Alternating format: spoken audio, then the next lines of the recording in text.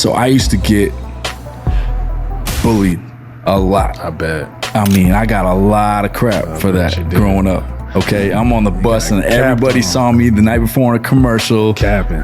Whatever. So it was, but when I started dribbling a basketball, what happened to me in New York when I started dribbling and I started playing changed my life. When you're growing up in it, you don't really, I didn't know that. Yeah, right. You just got thrown into it. I got thrown into it. Because I was the athlete I was fast, I could play everything. I was really good at baseball. I was really good at whatever sports I was doing. Versatile. Yeah. All right, welcome to Open Gym Live, powered by Get Better Hoops. My name is Joseph Dawson. I am very excited again. I'm always excited for these episodes because going down this rabbit hole for me, being a new podcaster, it's just a great feeling, a surreal feeling to have this guy. I've known him, 2003, 2004. He played at Montana State, the Grizz. No, I'm sorry. University of Montana. Yeah. The Grizz, which me and Jojo called the Bear. He's been a big friend, like a brother. We talk about life every time we talk to each other. We never miss a beat. He is.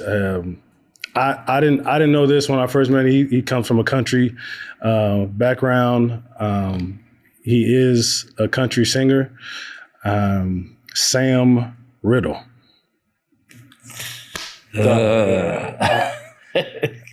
We've been trying to do this for quite some time. We were supposed to do this February when I first started it, but he had a studio set up for me because this guy, he's got residencies out here. Whenever he's got time, and it didn't work out. It didn't align, but. Now that we're here, I'm here for the NBA Summer League, and I had to get this guy's story out here because this guy's a one of a kind guy, very unique, talented, plays the piano almost like he's John Legend to me because he played at my birthday party when I turned 40 three years ago. Serenaded us, no homo, and he's just Sam, like the redheaded beast. He used to jump over cars. YouTube, am I right? Yeah, I guess. Yeah, YouTube. Bugs, right? Was it a bug? That one on YouTube is a Porsche. Yeah. Oh, excuse me. Yeah. Whatever, dog. Yeah. Whatever. Well, how you been, man? I've been good, man. Just,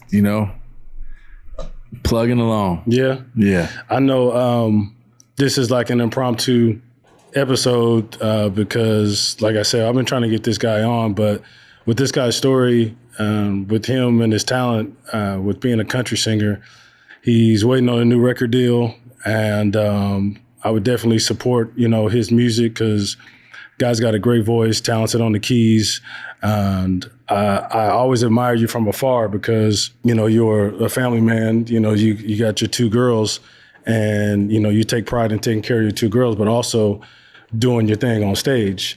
And you come from a family background. Talk about, your family background and how you started out, playing, because you played the guitar as well, don't you? Yeah. Growing up in my house, my dad was a musician, and my mom not so much. She used to say, if you don't sing louder in church, I'm gonna sing. That was how she got me to sing in church. But it was just, we had instruments around. My uncle was a composer on Broadway in New York. Nice. So right after I was born in Montana, like immediately we moved to New York City. So my first 12, 13 years of my life were in New York City, and surrounded by the arts, surrounded by, people on Broadway, and just witnessing, growing up, watching, the most talented people in the world, and being around that. Obviously, New York is obviously also where sports took over my life, but the base of my life was around the arts and around music and around, that whole entertainment thing. Yeah. So, it was just one of those things where there was a piano in the house, and I was able to play since I was. Did you play? You play off sound, or you? Yeah. You can read notes. I can I can make it through some music. Okay, so reading, you can, but I can't really read. So you can do. I both. do everything on ear. Okay, yeah, that's even better. Yeah, that's everything's like by ear. my homeboy. I don't know if you remember Ronnie Walton. He played. Yeah. Ronnie Walton, nice on the keys. Yeah, Nice that was what it was. If I heard it, I could play it. Mm-hmm. And piano just always kind of came natural to me. I could just play since I was little. Basketball hands too. Man, you know, it's so funny when people used to say, "Oh, he can dribble because he plays a piano like that."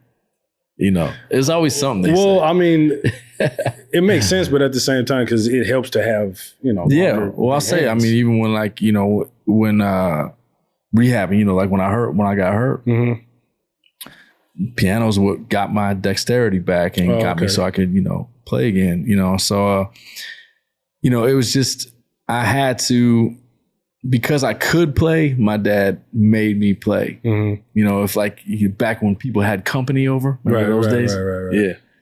If we had company over, I had to play the piano. Oh, so you was like Eddie Murphy on Raw.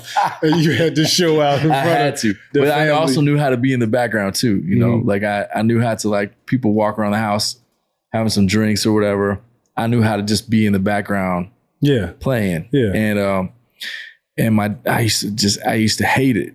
But so were you nervous, or did it like? It was more of like I had to do this, you know, like come on, Dad. Yeah, and I remember saying like, Dad, why do I have to play every time?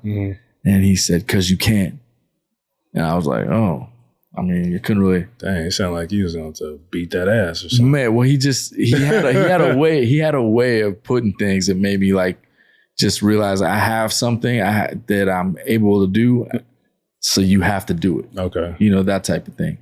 And that came with anything. That went through sports, everything. But speaking of your dad, because what's the genre of the band that your dad? So they were before their time. They were like, they combined rock and roll, bluegrass, country, blues. Like they were like, because in the beginning when I introduced, I said country, but I know it was something else too that was added on. Like they were like a rock band, but like they combined, you know, bluegrass with rock. Nice. Like, and that was before that was like being done. Right. So they were known as like the greatest live band like in the world. I mean, I seen posters where that's what they were, you know, saying they were. And what's the name? Mission Mountain Wood Band. Mission Mountain. And they were huge. Like they only recorded like one album. That was their problem. You know, their problem was because they were on national TV and touring big time. They're just some dudes from Montana. They thought they made it. Yeah. They didn't put the work in on recording. Studio time. Yeah, like honing in on their sound because they were such a live act. They didn't hone in on that studio thing. So they liked being out in the public. Well, they're just some hillbillies from Montana. They think that they're crushing it. You know, they think that they killed it. They were on hee haw. They were on all the time. They were like the house band. They were like the Roots on Jimmy Fallon. Yeah. They were for the Cheryl Ladd show. She had a big show in the 70s. They were like the house band for that. So they're on national TV. So they're like, oh yeah, we made it. You know, they're making all kinds of money. They're crushing it. But their problem was they didn't find that thing in the studio, you know, and work on that. So obviously you didn't peel back those layers until later on. Yeah. But you seeing them as a kid from afar and just being around that. Yeah. Did that spark your interest? It sparked me in everything I did. Everything I did was entertainment. When I played baseball, I was there to entertain. Yeah. When I played basketball, that's Sam. Sam. When I was playing basketball, I was there to entertain. It was like a stage, and to make once you do things that make people go like feel something, or like leave the gym, with a whole different thing, that was my thing. Like that was the thing that got gratification. Me. Right there. Of course, I wanted to win. I wanted to be the best. I wanted to do all that, but doing something that people have never seen, or like, you know, this is back before YouTube, you know? Right. So it was like making somebody be on the edge of the seat or come out their seat or like have the people just making people's lives better. Right. And you can see the gratification on their face out there. That was the thing. Because that's how you are while you're on stage. Yes. And my dad's band still to this day, I mean, I've stolen everything from them. And still to this day, it's one of the greatest, like, you feel like you're on like ecstasy or something, you know. I don't know what that feels like, but I get it. Well, you know, it's just one of those things where like when I was watching them, you know, it's like they just knew, euphoric almost. Yes, they knew, and it wasn't like just because it wasn't even my dad. Right. They just knew how to rock the crowd. Yes, and how to be and how to say the right thing at the right time. How to come forward at the right time. Everything was, as my dad calls, a planned spontaneity. Like it looks like it's all happening on accident, but it's all planned. So it's just straight up spontaneity to the point where it's like, all right, we just gonna but see, that's where but again, in sports too, that's where all the work that goes in that nobody sees. You're doing that. And my whole, like, the hours and hours that we put in on the court was all like setting up those moments for me. That's what I was doing. Because your style of play, I mean, because I'm going to get to, you know, the whole sports part of your youth, but your style of play was always like, it's almost like an and one mixtape meets like a Steph Curry, you know? And even though we know Steph Curry, the player that he is, right, he's changed the whole game, you know, completely. But your style of play, your showmanship out there is on that kind of level. When it was before, but it was cool. And I was getting people that don't know, again, like I said before, this dude used to jump over cars at slam dunk contest, and we about the same. Stand up. We about the same height. I know we're not in the camera, but he's a little bit. You got about an inch or two on. Yeah. So with sports for you starting out as a young kid, what's it like? Did you play basketball first, baseball, football? Baseball was my sport. Okay. Baseball what position was did you play? Shortstop and pitcher. Okay. But shortstop was my main thing. Yeah, and it was baseball was my best sport. But man, basketball, took on a whole life of its own. Yeah. So the story is, you know, I was on TV a lot when I was a kid. Like I was in commercials and all that. I grew up doing all that. You told me that. Yeah. So like when you went, like when I was a little kid, you went to Toys R Us. Ooh, boy. Like every other box that was a treat. Had my face on there. What toy was that? Everything. Yeah. Every magazine you open up, there was a little being thing. a redhead. Yeah, you got a hat on right now, but yeah. Yeah, but like I had a big old red afro that made my family a lot of money.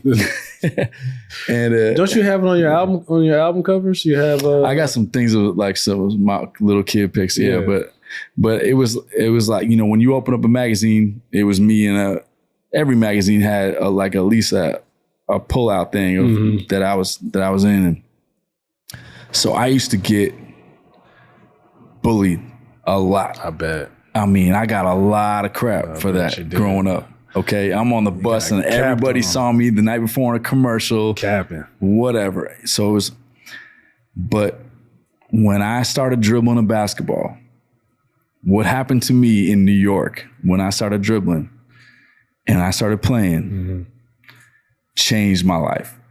Talk about that when you got to New York, because obviously that's the mecca of especially showmanship with ball handling. Now, see, when you're growing up in it, you don't really. I didn't know that. Yeah, right.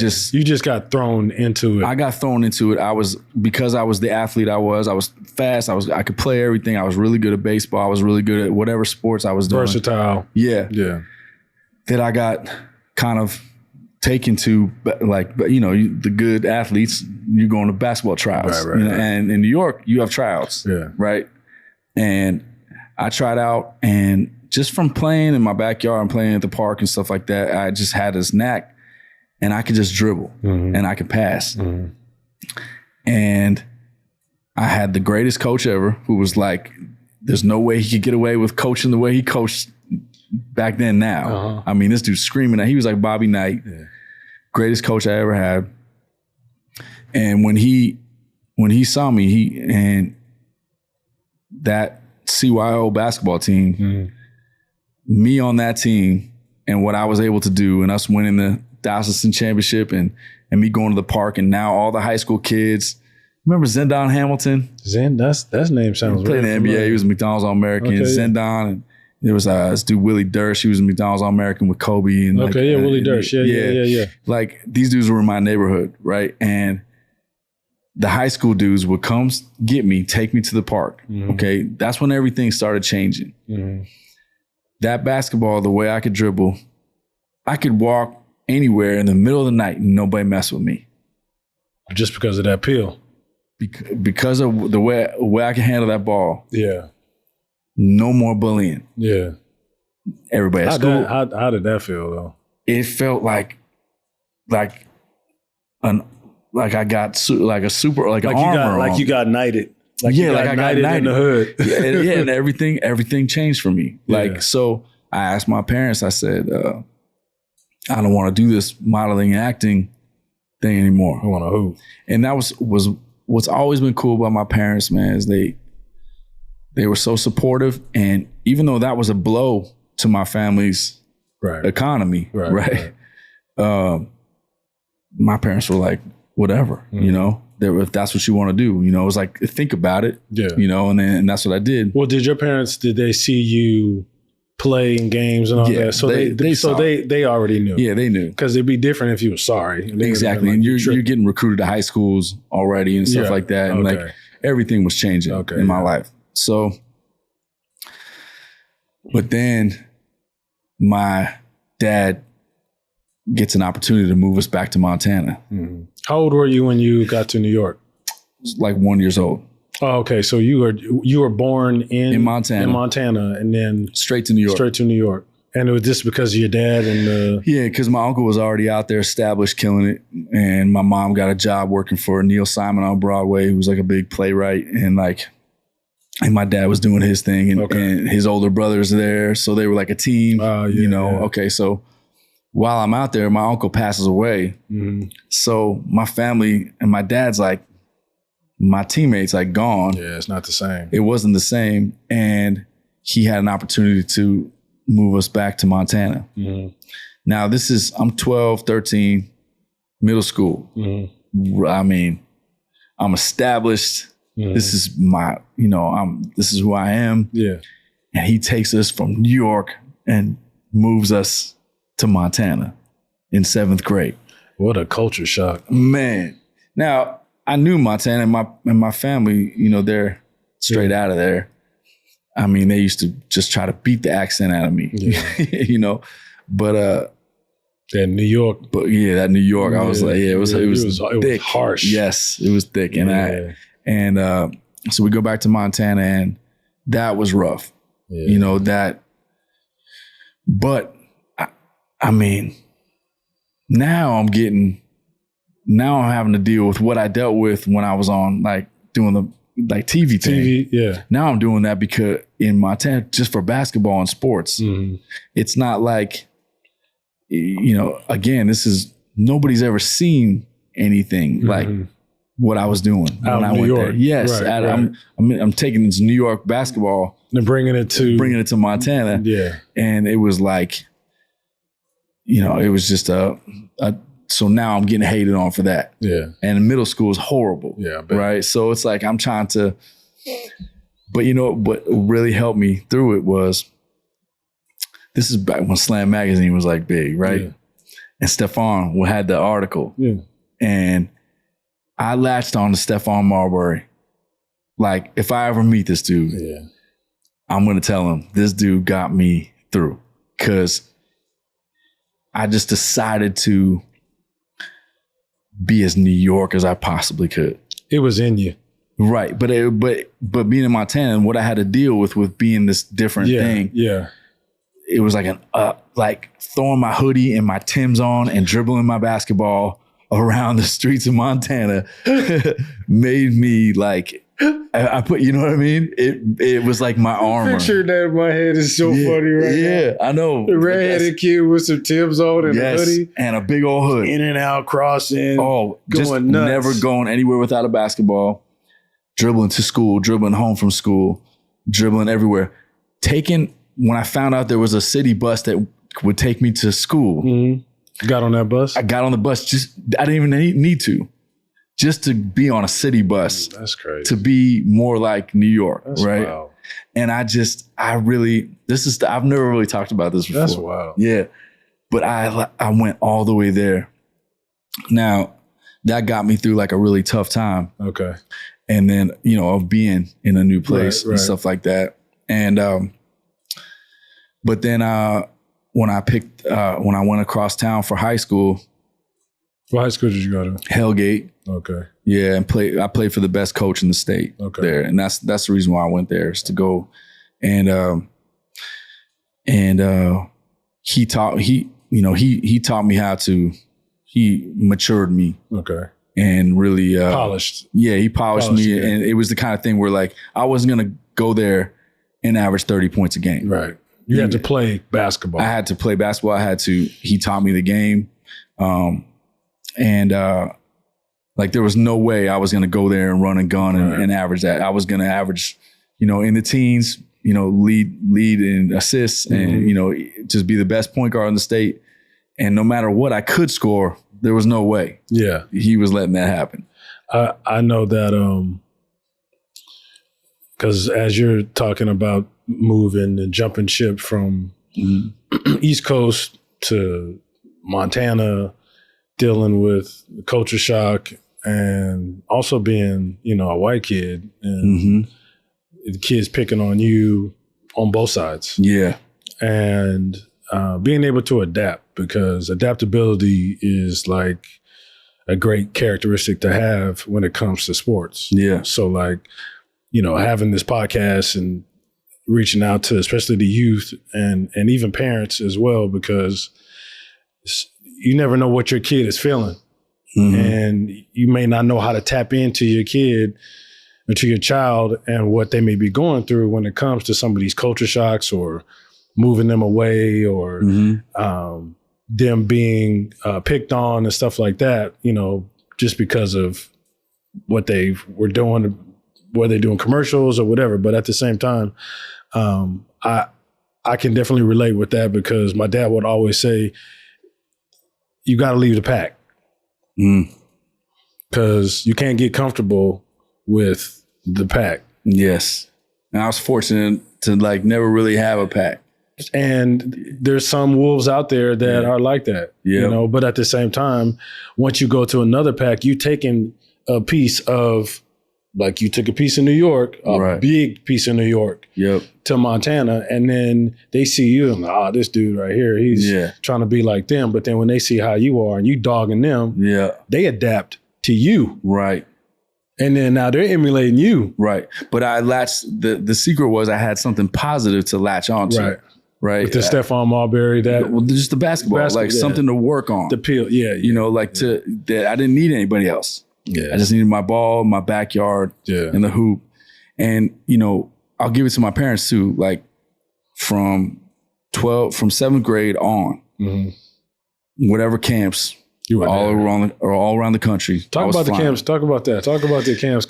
So I get invited to Bobby Knight's camp in Indiana in 7th grade. Okay. Because there was an assistant coach that was from Montana. Somebody saw me and invited me to this camp. Yeah. Hey, going to camps during that time, this was like 92. 92, 93, 94. Camps at that time, like the ABCD camp, 5-star camp, everything. West Coast All-Star camp. Yeah. All those camps and the camp he's talking, that was big time. Big time. And you're also, this is before 9/11. Yeah. So you're flying around. And social media. So I'm flying around the whole country all summer long from 7th grade all through high school, going to camp after camp after camp, out in the world, in airports. Yeah. I mean, it's crazy now. Like at the time, that's just what it was, but I learned like a lot. And anyway, going to those camps and still leaving Montana and going places and playing against the best players in the country. Yeah. You know, and always in new places. That's what kept it, going. The juice is going. Exactly. Yeah. And I also like, it was like going, again, we didn't have YouTube, so you had to go. So I'm still bringing stuff back every year. And then 5-star was huge for me. Yeah. That when Garth sent me that letter, and I didn't get a chance to go to 5-star. I was super close to getting the 5-star. I was just a late bloomer. I didn't get it. Well, the thing was that because I had start getting this hype from these other camps, from like Indiana's camp and blah, blah. You had a buzz going. I had a little buzz going. Yeah. And, I'm from Montana, so that's kind of cool, right? It was like, and like, who this little white boy out here? Yeah, and so like I get in. So I'm one of the kids at 5-star where like, you don't have to pay if you're like one of the kids that cleans up at lunch. Mm-hmm. So there's like 15 of us that are cleaning up the lunch trays that are there. It's like a scholarship. Right. So now this is where I'm meeting people that are, DeJuan Wagner's my teammate. Maverick Carter's my roommate. Like, I got a great story about Mav. Like, I think about Mav Carter, like, Mav. Yeah. I think about him all the time. I've never crossed this dude's mind, but but he was one of those guys that made sure I went everywhere. Uh-huh. Like, even though I was quiet. And I bet you he remember you because you were probably the only redhead. Because we ran into each other in LA a few years ago. Okay. And we were talking or whatever. And it was really cool to see him. But people like that, they took me because I was this kid who could jump, like, and I was doing, nobody believed I was from Montana. Mm-hmm. And there was always like a little hype or whatever. They would take me and make sure I would hang around. Yeah. And this is where 5-star is where it all just like, it all happened. The macaroni and cheese starts stirring. but just the conversations and being around these guys that all ended up being, something huge, but that propelled me to being recruited all over the country and, doing all that kind of stuff. Staying in Montana, that was, there's no mistakes, right? Yeah. But that was a big move in my life, staying home. Because I was going to get to that about your recruiting process. Because obviously when you get invited to these big time camps, you're obviously getting recruited. Yeah. Everything for me was East Coast because all these camps I was going through East. You had Providence, you had, Pitt, you had, Big East, ACC schools. North Carolina, Wilmington. Okay. These were like the ones that were like, on me. And then, but making your decision to stay home. So now all of a sudden, you go from, okay. Yeah, go ahead. The Big Sky. Yeah. Big East. Yeah. ACC. Yeah. Those two alone, right, are. Yeah. Especially Big East back in the there were some schools early 90s and if early they would have recruited me, I would have. There's no way I would have not, like St. John's, because that's where I would have gone to St. John's. Oh, bro. They never recruited me. Like North Carolina, they never recruited me. So if St. John's would have recruited you, you would have. Oh, I think so, because it was in my home. That's like my old little hood, right? Yeah. And also, if Bobby Knight wouldn't have got fired from Indiana, did he get fired? Yes, this was all around that time. So there would have been a chance that I would have done that. So, but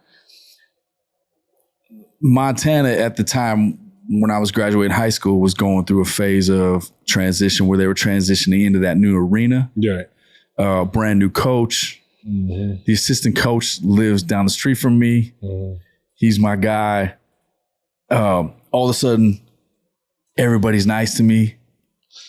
Well, so now I'm not like, it's one of those things where like, man, when you're good at stuff and you're getting hated on all the time, now all of a sudden everybody, it's like almost like, oh my gosh, man, maybe I want to stay home now, And when I decided to go to the University of Montana, it was like it was a big thing. It was a big thing. It was a big thing family too, because my grandma was old. Okay. You know, and it was a cool thing. She was going to be able to watch me. Mm-hmm. You know, that kind of thing. And I can respect that. Yeah, it was just kind of like a really. It was like it's like home cooking there's nothing like home. It was cooking. A really cool moment. Yeah. You know, I mean, even my high school coach played for the University of Montana, and he comes up to me. He's like, "Wow, you're gonna be a Grizzly," and I was like, "Yeah." And it was a cool thing. Yeah. You know, there was I mean, when I went to school, there was coaching changes and there was all kinds of stuff that happened. Wasn't Pat Kennedy?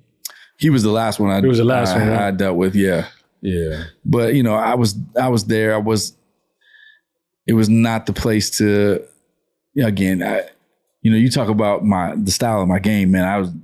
We had no freedom there. Yeah, I already know. Yeah, it was like, but look, the lessons that I learned and the relationships is the biggest thing I took out of there. Yeah. You know, I can relate.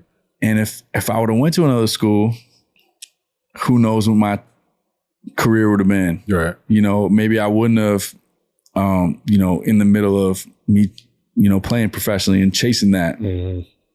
Maybe I would have kept going. Maybe it would have been easier. Maybe I would have had, you know, an actual agent. Yeah. And I would have, you know, had that trajectory. Right. And I didn't have those things. It was, you know, I was in the struggle. I was in the grind of playing, you know, trying to, where am I going next year, you know? Yeah. And, you know, maybe I wouldn't have taken that chance on music that was given to me and wouldn't be here, you know? Yeah. I know we can both relate when it comes to some of the pieces of our college experience, which a lot of college athletes can, because the relationships are one. Yeah. That's number one, because you never can replace those. Right. You see my circle of friends. Yeah. Emir, BG, Chris, and JoJo. We all play ball together at Sac State. And our circle's been small since then. Mm-hmm. And you can't get those types of relationships just, you know, at work, you know. But when it comes to like coaches, and especially head coaches, and going through coaching changes and all that. And the reason why I'm addressing this is because a lot of it kind of puts a bad taste in our mouth at some point, you know, even now, because I didn't have the best head coach, you know, at Sac State with Jerome Jenkins. He was a great recruiter, but as far as like X's and O's and stuff like that, he didn't really let his assistant coaches be involved, you know, with that. Yeah. And kind of bumping heads with, you know, trying to put us against each other and stuff like that. And even with my situation, because I don't want to really speak on anybody else's, but I was a walk-on. And, you know, my walk-on year led the team in scoring and assists. And then my senior year comes, I come off the bench. And, you know, that never sets well. Nah.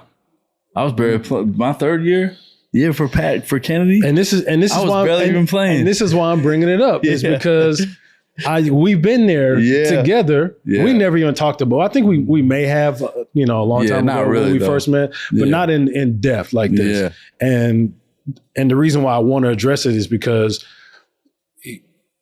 kids, you know, that are watching, parents that are watching, you know, the fact that, you know, you could lead a team in scoring and a coach can, you know, they can take it away. You know, not all these coaches are, you know. When they say that, like, the decisions in your life are like where you're going to go to school and who you're going to marry. Yeah. That is no joke. No. Okay. I mean, you have to be now, man, the transfer portal would have been nice. Oh my gosh. That would have been crazy. Bruh, if we'd have had the portal, man, we were trying to me and JoJo. Okay, I don't know if JoJo's ever told some certain people this, but me and JoJo were trying to transfer and go to Puerto Rico. And and play over there at one of their colleges, and then I would have became a native because he was already. You could have been playing, and then I could have been playing. Yes, but because we were going into our senior year, we weren't able to do it. Man, I know because we were just I look back on the portal would have been crazy. What? I mean, first of all, even you don't even have to take the SAT no more. Man, nothing. ACT, you don't need none of that. The clearinghouse, you don't need none of that no more. Yeah, the YouTube thing and the portal is like. It's just it's crazy. But the resources the kids have now. Yeah. And also back then, like now it's like I'm shying away. Like, like with the music thing, I can't believe I didn't see the social media thing being an issue. Yeah. But see, back when I was young, when I was playing basketball, I would have used that. Yeah. And it would have been huge for me. Right.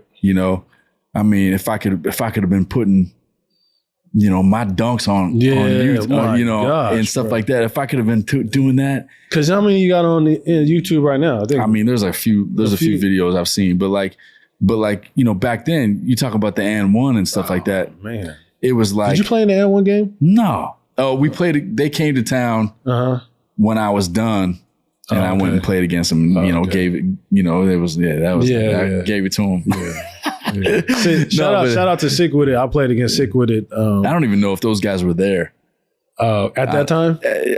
They came to when they came to my small town. I don't know. I don't really remember who was there, but anyways, it's just one of those things where back then it was like I would have really been able to utilize those things, but and then because that was the thing. Yeah, that was my thing. I mean, I was yearning for that for somebody to see what I was doing. Yeah. Because you're doing it at a park in Missoula. Right. It's like nobody's really, I mean, if somebody, it would have been nice to have that going out. Yeah, somebody out there, filming it or whatever. I would have had that. Because I know you was out there windmilling, reversing, all kinds. Man, and it was just like, we lived in the park. Yeah, we weren't. That was home. That's what we had. had. Yeah, that's what we had. That was it. But again, man, it's like it all happens for a reason. We've gotten to where we're at, right? Because of that, those adversities and those challenges. Those adversities. If there's no way that I would have been able to endure and have the success I've had in music without that, yeah. I mean, it's like it's so fun. My dad said to me, he's like, somebody came up to me. He was at my show, and somebody came up to me, and they were like, "Man, the energy on this kid." And my dad's like, "This ain't nothing compared to like the fourth quarter in the NCAA tournament."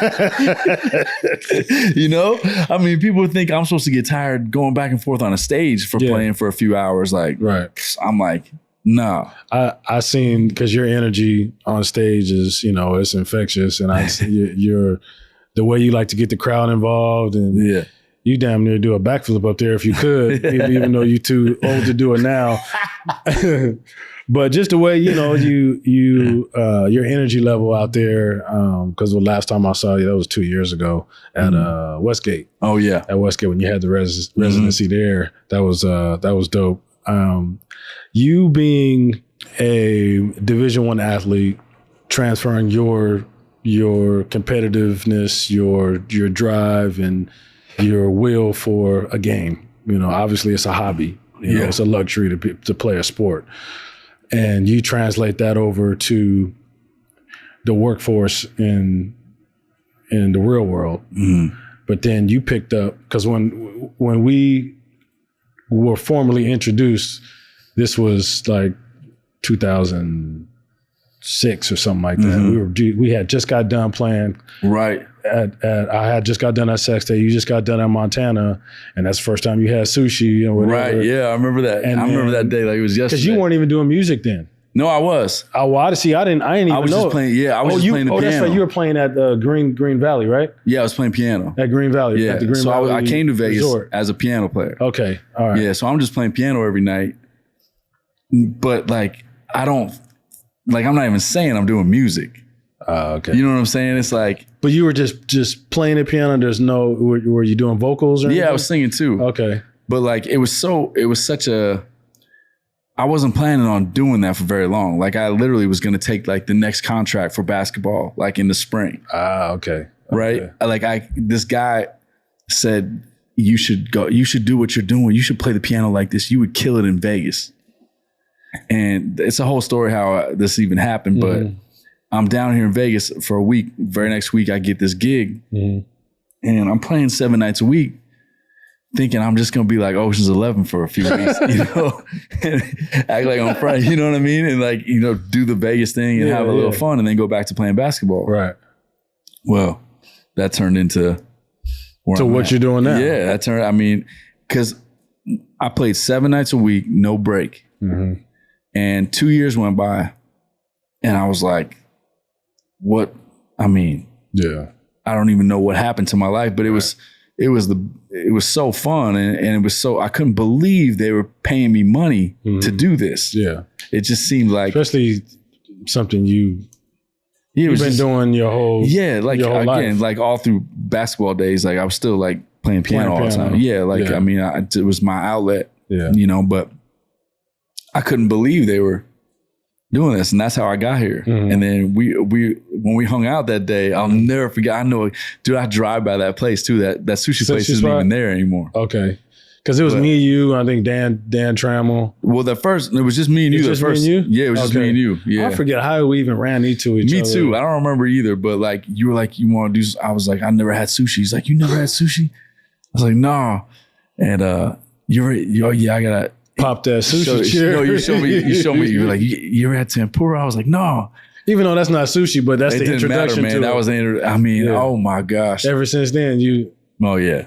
But I'll never forget that day. That was so cool, man. And that's, you know, our relationship, you know, just kind of went up from there. But we knew that was the cool thing about you and me is like, it's so funny because I can right now, like I'm right back to when we were walking at each other on the court, you know, going out ready for like a jump ball or something. Yeah. And we would shake hands. We would just kind of look at each other like, man, do I know this dude? Yeah, man. It was like we already knew each other. It really was, from like little kids, and look at where we are now. I got to tell you another thing that killed me was when we were in Mexico, and the big white dude, what's his name? Chris Lang.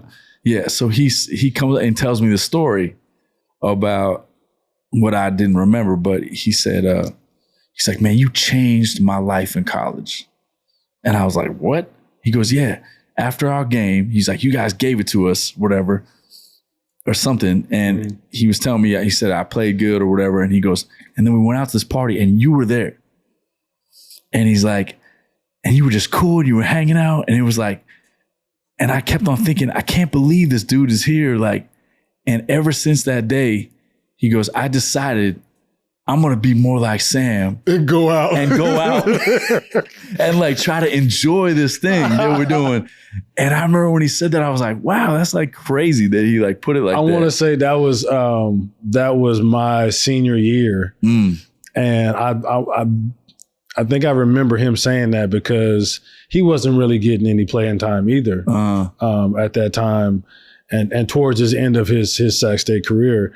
And like I said, our coach wasn't the best, but he was like, I'm still on the basketball team, but I still want to live my college experience, which every young man should, you know, live their college experience and go out if you can. If, you know, I'm not condoning sneaking out. We did sneak out. Especially when you're on the road. I probably did it once or twice, but at the same time, it's like, that's what it's about. Yeah, man. That's what it's about. Enjoying your time, you know, have a couple beers or whatever. You had to find an outlet, especially if you're not getting no tick. If you're not playing and you don't have a good relationship even if you're playing and it's just like you're like, yeah, you need something. You need something. It's like, man, and I don't even remember. I can kind of remember going out that night, but I don't remember that party or anything like that. But when he said that to me, I was like, man, that's cool, man. Yeah, Chris Lang. But we had a thing with Sac with you guys, man. Yeah, I mean, you saw how at my birthday party, my 40th. That was crazy. Yeah. This guy came out, like I said earlier in the episode. He played Happy Birthday on the piano for me. Got it on video. I wasn't even there. Emir texted me. Right before you came, and he was like, hey, you got that video of of Sam playing changes on the piano. I think it's Tupac changes. Oh, the night before? The night before, because I wasn't there. You guys were up late and you guys snuck into that. We got lit. Yeah, you guys. Yeah. You guys snuck into the restaurant and where the piano was at, and you were playing. They got to be. I don't even have none of those. Yeah, videos. I sat at the piano. And the whole place was singing, and we were doing like all kinds of stuff. Yeah, that shows you what type of guy Sam is. Just his showmanship. You know, man, that was so fun. He took over the show. I wasn't even up. That was like 2, 3 in the morning. Yeah, dude. That place. We had the all inclusive. Okay. So I've never had any. I remember you said that was your first time. Yeah, it was my first time. And so we go down and I go down. Everybody's asleep, and I go down to the thing, and I'm thinking it's all inclusive, right? Yeah. So I got this bottle of wine, and everybody's like, all the servers are coming at me like being so sweet to me. I was like, this is the greatest service. Well, I know now why they were being so great to me, because there was only like certain bottles of wines that were on the. I'm ordering like, so there was one night. It might have been that night. I'm rolling around on the beach by myself like I'm Jack Sparrow, right? No shoes on, a bottle of wine. Like, oh man, it's all inclusive, baby. We get the bill on the way out. Oh my God. It was just insane. I really felt that. I bought some cigar off some dude on the beach, you know. You were living. I was living down there, man. I had never been down there. That's crazy. Yeah. We had a blast with this guy. I was grateful he even came, because during that time, this was 2021. It was COVID.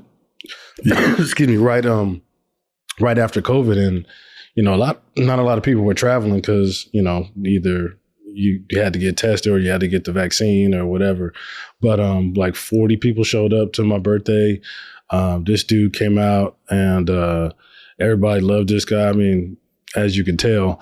I needed that trip too, because I never had time to do stuff like that too. Yeah. So I remember you telling me that. I wanted to, since you were talking about you were at Green Valley, you're playing the piano or whatever, and that was kind of the start of you. Yeah, that was one of the first places I played. Yeah, when you got out here to Vegas. Mm-hmm. So I know, obviously, with your background, from your family background of music, you were like, you already knew you were going to go into music after basketball. No. Okay. No, right. I did not know that. So did you have like an epiphany when it came to you converting from hoop to music? No, it was, the epiphany happened later, but it was just, again, I was in the middle of, I had just got done playing in Puerto Rico. Mm-hmm. I had no agent, but I had like all these offers and opportunities to like go overseas and you know, talking to people in the you know, here in the country and everything. And I was just in the middle of this, and this opportunity arose where I sat at this piano and played, and was offered a gig. Mm-hmm. And that kind of started, you know, to make a long story short, that started just the gears like rolling towards like that. And I remember thinking, you know, my dad always said like the easiest money I'd ever make was playing piano. Mm-hmm. And he was always right. It was so funny how people would pay me to play. Yeah. So when I got that opportunity, and then I came to Vegas, and immediately I started playing like right away, like 7 nights a week. Mm-hmm. It was just one of those things where as it's happening, I'm like, well, you know, there's people that are done. They're, you know, all our friends are just trickling off in the game. Like they're playing a few years, but not everybody like getting our boy, older. Like Bell played 16 years. Yeah. JoJo played 14. Yeah. I mean, that's what I'm saying. Like everybody was, shout out to D Bell. Yes. And like, I mean, these guys that had long careers still, when it's over, a lot of them, you know, it's like, what are they going to do? Yeah. And I remember people I knew would play for a few years and then be done, and then be like, man, what are they going to do? Yeah. And I just remember being like, man, I'm in this position where I'm playing music. Yeah. People are hiring me to do this. I can do this till I'm 100. Yeah. You know, and I'm thinking to myself, maybe I just stick with this. The only time I ever regretted it was when Steve Nash became MVP. Remember those 2 years, Steve Nash? Because I was like, the game. Remember the game kind of went towards. Yeah. Because Kobe should have got it 1 year. Well, the way Steve Nash played, I was like, I should have stuck with it. You know what I mean? I should have stuck with it. It was the only time I was ever like, maybe I stopped too early, because that's when the game started shifting towards, the way I played, and that was the only time. But I was in the middle, and I was having a great time. I was doing that for 4 years, and it was after that fourth year when I had this vision that came to me about what I'm gonna do, and that's where like the country thing came. Okay. And it was just because I didn't know. I knew I didn't want to just play the piano like in lounges and nice places for the rest of my life. I didn't want to do that, and I didn't know what I was going to do. And because my blinders were on for basketball. That's what I was. I was a basketball lifer. I was probably going to coach. Whatever case may be. And then it just came to me to do this country thing. And I just realized that this is back before country had all these elements that it has now. Right. But I knew that I could add these things. I could, everything that I've ever done in my life, athletically, musically, like all of my influences in my life, I could put into this thing and make it country. Yeah. Just put a cowboy hat on like my dad, and I knew I could move the way I moved. Yeah. Nobody was playing piano like that. Right. And I just saw this like hole. Because you have pause, but you have a very athletic way of playing the piano and how you operate there on stage. Because, I'm not a musician, but I don't know how to play the piano. But when you see like John Legend play, it's more, I don't know, like a calm, very casual. Like he can get into it, but you're more on a like. Yeah, I'm banging that thing. Yes. Yeah. You are. But that was the thing. I always was like, man, why can I wanted to find something that could encompass everything I can do. So it's like, why can I jump like this? But why, and I can play the piano like this? Well, I could use my athletic ability in my show. I could jump around. I'm all over the place. I'm doing, and it just kind of felt like, wow, everything's coming in to one thing. And that's when everything took off. That's when that epiphany started. Well, I had a full on vision of exactly what it was going to be. Now, some of the things that have come my way, like social media and things like that, I didn't see that, coming. But I come from where we come from. There's levels to everything. So like you think if you do this, you go to this level. Right. If you do this, if you go to this level. So my thought process was, I'm gonna become the best, and I'm gonna do it in a place where I can play in front of the whole world. Right. And they're all coming to me. I don't have to go to them. Right. And there's all these stages and all these lights and it made for a great living. Yeah. But like the perseverance I've had to have to like, stick to it, in an industry that like is not like, it's not an exact science, and you have to figure it out all on your own. And you have to, what do you think I'm doing right now? Exactly. Exactly. No, exactly. That, and that's what this is. And you don't do it unless you just throw yourself in. Yeah.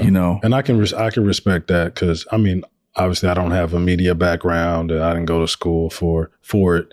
But you were molded by it, but you also had to like use the competitiveness, within you, the drive and like all those traits that you had when it came to basketball. Right.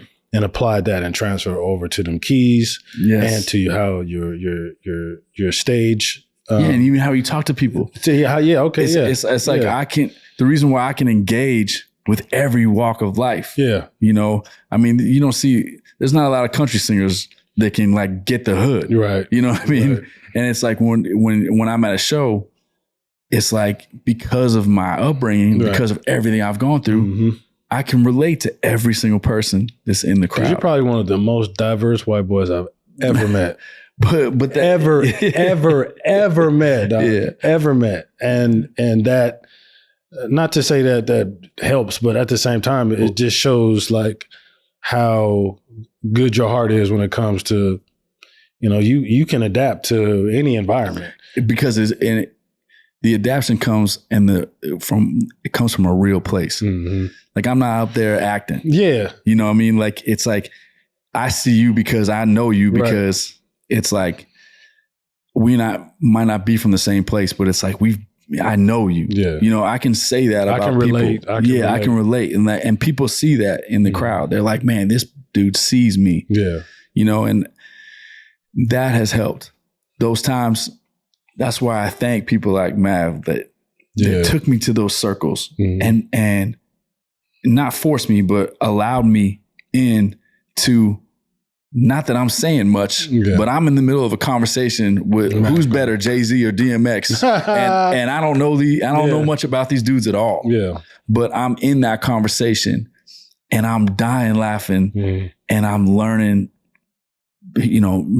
all these people that I've been in contact with, that I grew up with, so I mean, that I think is the biggest gift that I was given in my upbringing that has lent it, especially with sports. Yeah, man. It's like being on stage for me, all that, it's ingrained in me. But the relationships and everything I learned through sports, all the people make it so I can connect with everybody out there. Yeah, that's key to obviously life. People that can hold you accountable as well when you have the close friends. Yeah. And the key word that you had mentioned, you said perseverance. And perseverance is kind of hard to grasp it sometimes. And I know the grind of basketball, you had to persevere through that. You got to persevere and transferring that over to music. And brother to brother, I'm proud of you, as a friend. And I know that you're going to be doing more great things. And I know that how you have given my wife and my circle of friends your heart and how you are and showing your showmanship and your energy. Everybody still tells you, like, we got to go see Sam in Vegas. We got to go see Sam perform in Vegas. And this guy is just one of a kind. And I'm going to conclude with this because this guy has, we have some of the same similarities when it comes to our background, when it comes to basketball. His grind was a little better as far as like going to 5-star camp and stuff like that. But as far as being in the Big Sky, we're a Big Sky family. Yeah. Being in the Big Sky, it's a very unique conference.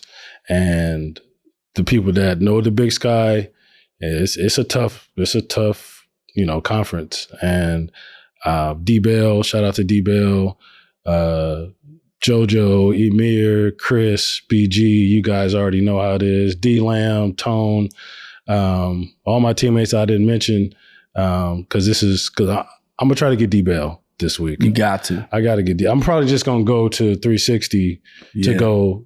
He's doing it, man. Yeah, he's doing it. I'm going to just go to him because I had texted him on Instagram, and I'm going to reach out to him and do that. Yeah, you should also hit up Scoot, Shane Christensen. I don't know if I met Shane before. Yeah, but he's just a great dude. Okay. He's been with the Globetrotters for years. Oh, okay. And then Deldre Carr, he's a ref now. So we all he refs a lot of college games. Yeah, but I mean he's done a little NBA work here and there. But these guys that are in Vegas. Okay. And they're just good dudes, man. Yeah. I just want to grasp all these stories from these guys. Again, this is a special edition here in Las Vegas for the NBA Summer League. I'm going to be knocking out some other episodes and bring you guys some other good stories. But this guy right here, Sam Riddle, my man, I appreciate you, brother. I'm proud of you, man. I love you too. Love you so much, man. Yeah, man. Don't forget to like, subscribe. If you hating and you want to leave a comment, even better.